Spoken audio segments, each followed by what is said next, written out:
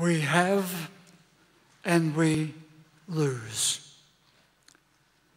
Many of us can strut and we can crow. We might enlarge our nest egg or store away our Sunday best for some future day. But the inevitability affects us all. We have and we lose. A few weeks ago, I heard of a week-long luxury fishing trip organised by a group of very successful men, all of them in their late 60s. And when they gathered at the end of the trip, they raised their glasses to a good time had by all. And then one of them said,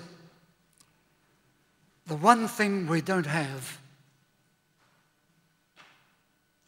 is time." The celebrated composer Gustav Mahler, despite his minimal origins, despite the many deaths in his family and the recurring sadness that he felt, he became a man of intricate genius in the world of music. But time betrayed him. He died too soon. He died an unnecessary death. Like the deaths, I dare say, we've all known.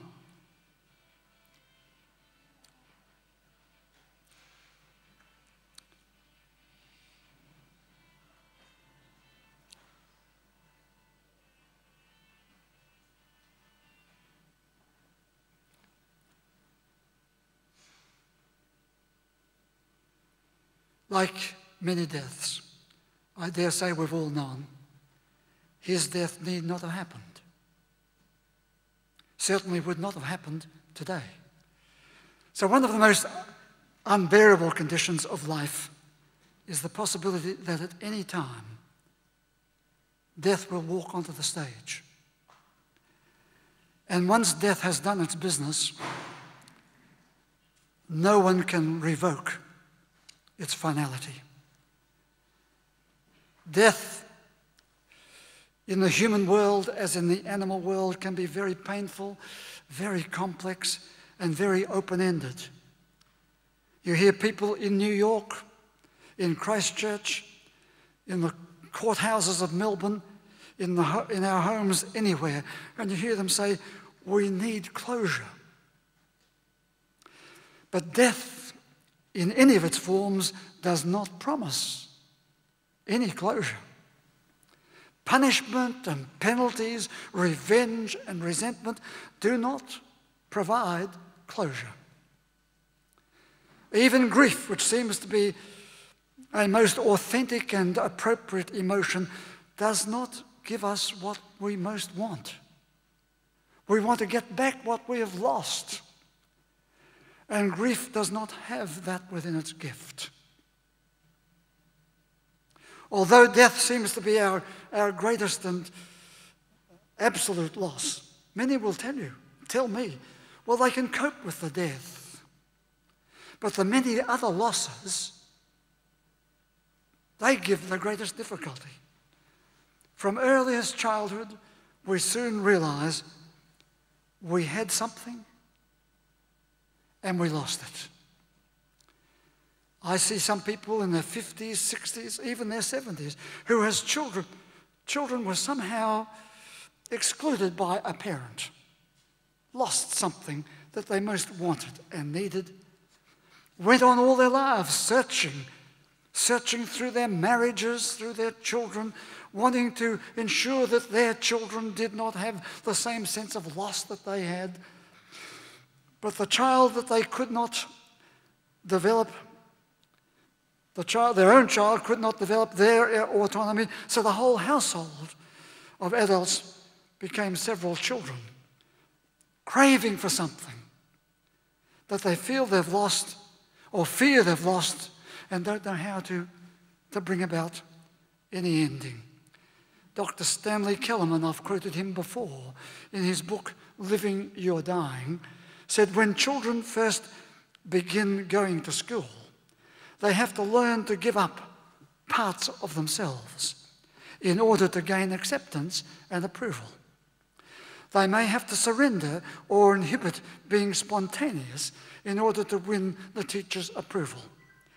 They may have to postpone gratifications. They may have to sacrifice a world in which they were the center of attention in order to be part of their new group. If the parent is also crying out for gratifications, you soon have a complex situation where the child has limited ways of managing the losses that they are experiencing. With loss, there then are many losses. The death of a mother. At any point in the life of a family means the loss of that person and all the active connection with them. The once active memories can no longer be played through as shared living memories. For some, it is the loss of a really caring person, the loss of a friend, a confidant, the loss of the family cohesion that perhaps the mother brought, or the loss of a well-known domestic interaction. Of course, for others, it can be the loss of a burden, a heavy burden, the loss of a lifetime of quarrels with the mother, or the loss of that conflict of love and hate that frequently go with parenting and children. Many have said to me, no doubt you've heard them say it, I love my mother because she is my mother, but I don't like her. My mother was there, but never sat with us and gave us a sense of self-worth. She did things for us, but she was afraid to tell us she loved us. And so on Mother's Day, we need to pause to recognize all over again the great value of the mothers of the world, the good mothers who freed us to be adults, knowing that all we had and all that we were given, we'd have to lose. We also need to turn aside for a moment to notice how Gustav Mahler saw his parents. The marriage of his parents, far from happy. They were, he said, as ill-matched as fire and water. But you hear him bring some resolution to this when he said, his father was obstinacy himself, but his mother was all gentleness. And he said, but without them, without that alliance, neither I nor my third symphony would exist. And then he married Elma, a most beautiful and gifted woman. But she soon needed more male attention than Gustav Mahler could give.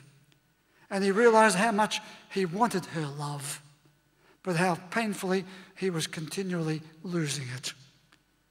And so her impending loss brought a consciousness of how the beauty of all the world could be lost, how the world itself was only with us for a short time.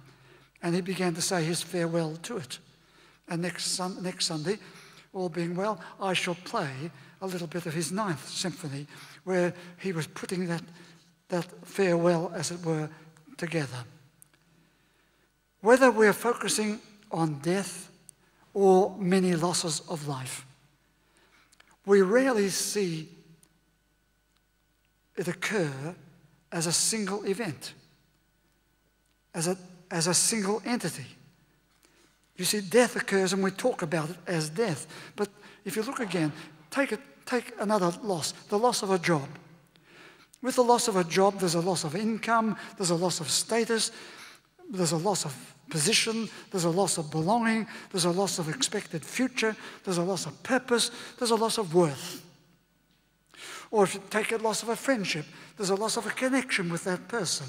There's a loss of enjoyment that you once had. There's a loss of identity as being a friend. There's a loss of support. So many losses. It's like throwing a stone into the pond, and the whole balance of the pond is disturbed. So although we talk of death as death, we need to see that death can come to us like 5 winds can come to us through life. We live in one world, of course, but we live also in 5 worlds. And loss can occur in each of those worlds. First, there is the world of our past, the past experiences, the past structures, the morphology of our life being built into our life right through the early days. We lose a lot of that. Secondly, there's the world of the physical body. We not only lose the body at death, we are losing various parts of the body every day. So in our everyday living, we're also everyday dying. Thirdly, there's the world of the mind, the moods, the emotions. And we lose. Our mind changes, there's a loss there. Our moods change, we lose. The good moods of life, if you're not careful. And the emotions, oh yes, our emotions. And fourthly, there's the world of what I call the world of sociality. That is the world of our relationships, our connectedness, our job status, our belonging, our political involvement, that social connectedness of life. That's the fourth one. And the fifth is the world of creative spirit, our creative spirit. It includes all the acts of kindness that you can do, the floral decorations, the artwork, having a beautiful home, making it so, being a creative, joyous person. All that. Five worlds we live in. Losses can take place in all of those worlds. And losses can take place in one of those worlds. And losing something in one can affect the whole lot. Can run through everything. The loss of our parent or our friend or our dog may affect the world of sociality, or it certainly may also affect the creative spirit. Wherever we are at the turning points of our life, we are always living with uncertainty, always living with loss. Feelings of pain, helplessness, feelings of disjointedness, of being out of control or even being over-controlled. Some of us, probably all of us from time to time, get out of touch with ourselves, out of tune with ourselves. We're not in tune with those different worlds. And so when something happens in one or all of those worlds, we become aware that we're not in tune again with ourselves. When we hear these complex, turbulent feelings, we can also identify them in Mahler's music. But we hear also his way of showing that there is a powerful underlying message running through all of our estrangement and all of our sorrow and our pain. And our task is to find ways through that pain. What do? We have to work through the realization that in our losses, we lose part of ourself. And so we're mourning for something that we've lost in the outer world, but we're also mourning for something which we've lost in the inner world. And this mourning is part of the most testing and intimate feelings of our existence. Nothing can be the same again when this occurs.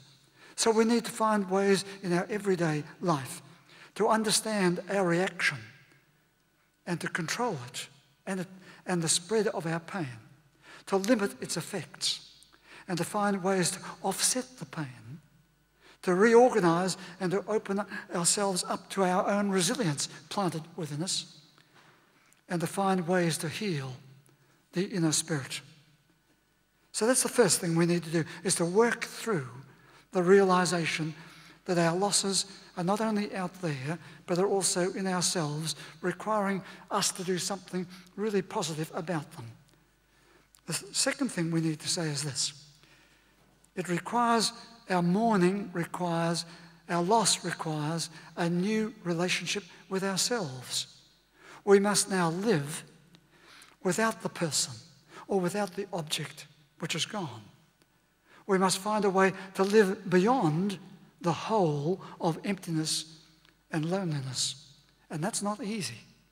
We must live beyond the sense of that helplessness that comes over us and that hate that pervades our spirit. We must live to outlive the harshness and to discover the softness of our life and to find the balance between the two. We have to live as the survivor of our loss, to accept what is alive in us and to enlarge what is alive. Listen to Mahler's music and you can hear and you can feel him struggling with the task of everyone. It's there.